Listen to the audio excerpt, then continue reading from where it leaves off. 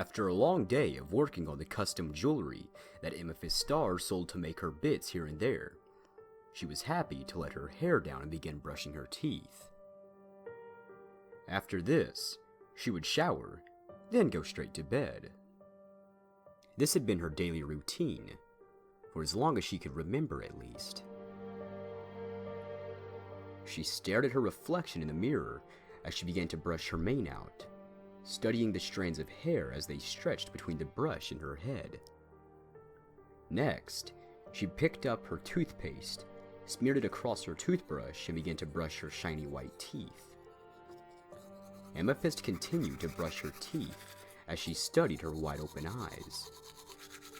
Finally rinsing her brush and trotting over to the shower, she let her thoughts wander as she turned the knob, letting the water fall from the faucet and rush over her mane.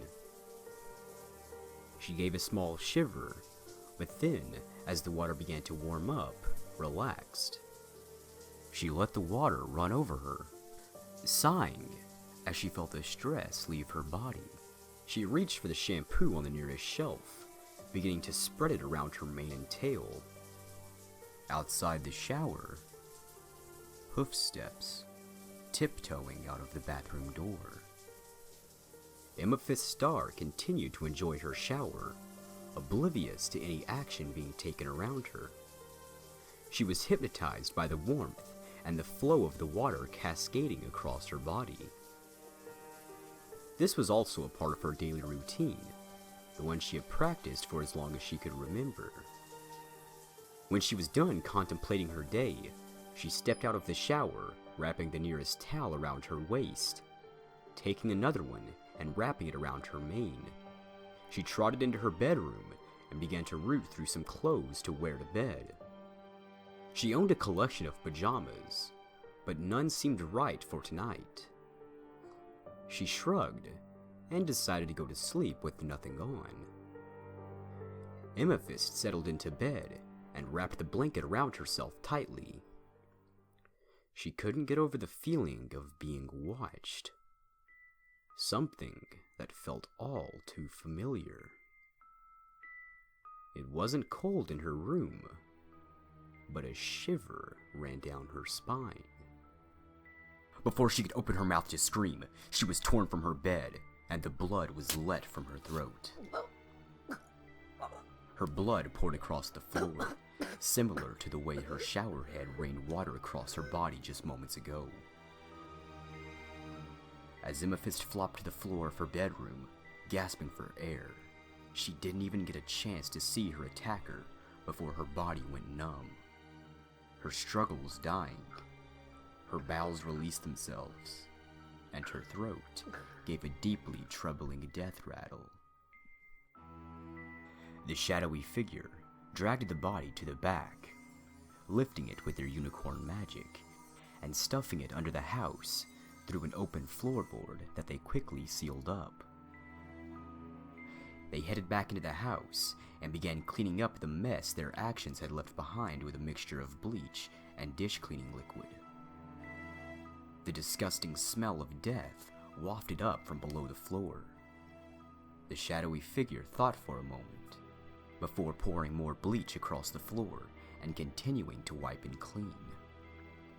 Next, the mysterious pony trotted into the living room and retrieved a couple of articles of clothing, folding them and placing them on the bedside table.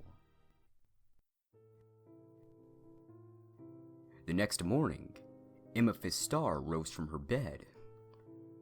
Time to initiate her daily routine. She slid out of bed and into her morning slippers. The white fluffy shoes protected her from the cold hardwood floor of her bedroom. It smelled oddly of bleach, but that was normal for her. Unbeknownst to her, it was only masking the smell of rot that wafted up through her floorboards. Just following routine, the first thing on her daily agenda was making a pot of hot coffee. She trotted into the kitchen and fired up the instant coffee machine. Once completed, she poured the heavenly smelling liquid into her favorite mug and dropped in 2 scoops of sugar. After finishing up her morning cup, she moved to the next thing on her agenda. Amethyst headed out into town, wearing a pair of gray sweatpants and a white t-shirt that read, "Ask me about my hobbies," with a picture of one of her necklaces. She unlocked the door to her shop, yawning and stretching as she flipped the close sign to open. The purple mare trotted to the sales desk, looking out across the storefront. It was a relatively tiny store, located between a magic shop and garden market. Her store featured a table, a chair, her display case, desk, and an office plant. It wasn't very glamorous, but it made her the bits she needed to survive. Her first customer of the day trotted in. A familiar white mare with a purple mane. Rarity was a frequent shopper and always came at the start of the day. Have to keep things on routine after all. "Oh, darling, your designs are simply fabulous." Rarity spoke excitedly, peering into the display case, studying the newest bracelet that Amethyst had made. Amethyst smiled in response. "Oh, thank you, Rarity.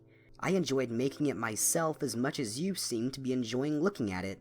Amethyst replied. "It doesn't have a price tag on it, but I think I'll value it at 20 bits. Rarity gasped. "What a steal! I'll take it. It may be my element, but you seem too generous. Perhaps you'd like to lend me some of your spirit?" Rarity teased, reaching into her side purse and grabbing out 2 10-bit coins. She plopped them on the counter and smiled. "Anything for my favorite customer." Amethyst smiled back and reached under the counter, grabbing the bracelet and exchanging it for the 2 10-bit coins, plopping them into the jar she kept sales money in. Rarity giggled to herself. "I must say, darling, you really are too kind. Have a wonderful day, Amethyst." Rarity shouted over her shoulder, trotting out the door and letting it slowly drift close behind her. Amethyst grinned from the first sale of the day. For the rest of the day, ponies floated in and out of the store, peering into the display cases or chatting with each other at the table about the news or today's weather. Out of around 14 potential customers, only 3 actually purchased anything. Foot traffic is always nice to have, though. As the end of the day came, Amethyst flipped over the open sign to closed.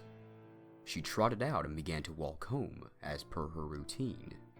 As Amethyst trotted into her home, she decided it was definitely time for a shower. She tossed off her pants and t-shirt on the living room floor and entered the bathroom, as she did every day. First, she brushed her mane, then she brushed her teeth, then she entered the shower.